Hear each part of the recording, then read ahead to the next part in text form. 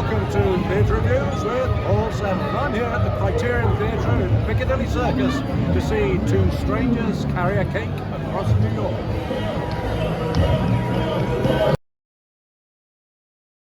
If you're a fan of rom-coms, I think you'll like Two Strangers Carry a Cake Across New York. It's a sweet, but not saccharine, musical comedy that was launched in Ipswich, relaunched at the Criterion Theatre, and has now received a well-deserved transfer to London's West End. Keep watching, and I'll tell you more about the story of how two strangers meet and get to know one another, and what I thought of the musical and the two actors.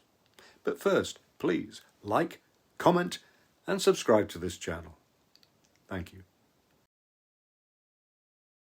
Two Strangers, and this is not a spoiler, is set in New York, but it feels very British in its self-mocking, gentle style, which is not surprising because it is a British musical in which a naive Englishman who only knows America through the movies and a cynical female New Yorker meet because of a wedding. Think Hugh Grant and Andie MacDowell in Four Weddings and a Funeral. In fact, if anyone is planning a remake of that film, Sam Tutty would be a shoo-in for Mr. Grant, and Dujonna Gift would be a bloomin' sight better than the insipid Ms. MacDowell. He is the son of the groom, she the sister of the bride.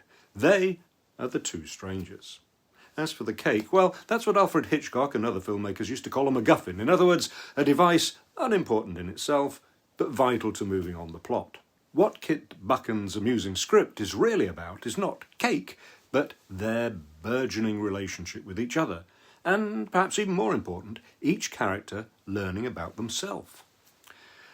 There are a few twists which, frankly, you might see coming from a long way off. But the ending helps keep the show from being completely predictable.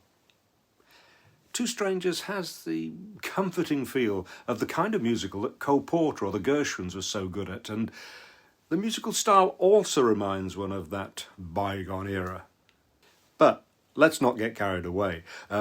They're not Cole Porter or the Gershwins. While Kit Buchan provides some cute lyrics and Jim Barnes' compositions range from smoochy to stirring, I didn't come out humming even one bar of any of the songs. Nevertheless, Two Strangers is an enjoyable musical comedy with an appealing mix of jollity and pathos. It would be easy for these two slightly cliched characters to have grated on me, but the two actors, who are actually both British, are very good. There seems to be more affection than chemistry between them, but both are charming, funny, and have pleasant voices. His nice and easy, hers powerful. Sam Tutty, who has already made a name for himself in Hansen, has a particular skill at using his facial expressions to comic effect, while Dujonna Gift conveys strength that hides vulnerability. Tim Jackson directs and choreographs with a light comical touch, and Soutra Gilmour's set may be low budget, but it's clever. Two piles of suitcases, which set the scene for the opening meet cute at the airport, also suggest the towers of New York. Specific elements of it adapt for the later scenes, becoming cupboards, tables and so on, and a revolve mimics a luggage carousel, but also keeps the show moving, literally, bringing the characters together and pulling them apart.